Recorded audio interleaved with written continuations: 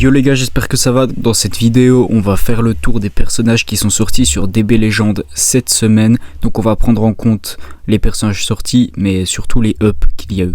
Alors cette semaine, on n'a eu qu'un seul nouveau personnage et c'est un personnage free-to-play. C'est couleur forme de base et on vous le dit, il a des stats assez basses puisque c'est un free-to-play. Il a pas beaucoup de garde, il a pas beaucoup de mécanique, il va pas vous servir à grand chose, donc vous pouvez le jouer en généalogie maléfique. Mais c'est évidemment en attendant d'avoir des meilleures unités à la suite de cette campagne. En restant dans généalogie maléfique, on a eu le Zenkai de ce Freezer rouge DBS du film Broly. Alors lui est largement meilleur que le free-to-play, il peut être très très bon, notamment pour empêcher l'adversaire de Rising, puisqu'avec sa verte il va voler les DB adverses.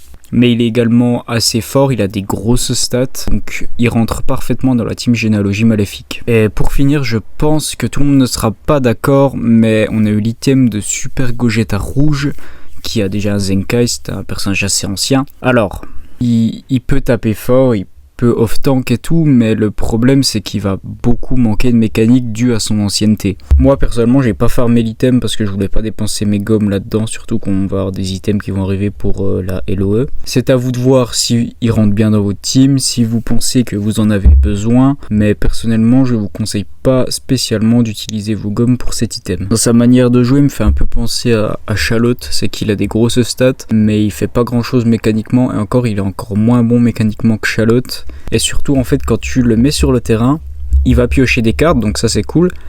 Sauf qu'il prend tous les malus de ki, donc en fait il peut jouer genre juste 2-3 cartes, et puis après il peut plus jouer parce que il a plus de ki, les cartes coûtent trop cher en fait. Donc dans la méta actuelle, et je pense que ça sera toujours le cas de toute façon, et ben tu peux quasiment pas taper avec quoi. Donc voilà les gars, voici pour le récap des persos qu'on a eu cette semaine sur DBL. La semaine prochaine on a le reveal mardi, on aura le sparking 1%, ça sera le roi cold, et pour le LF, s'il y a un LF, je pense métal couleur ou peut-être pas couleur transfo, on a eu un couleur free to play.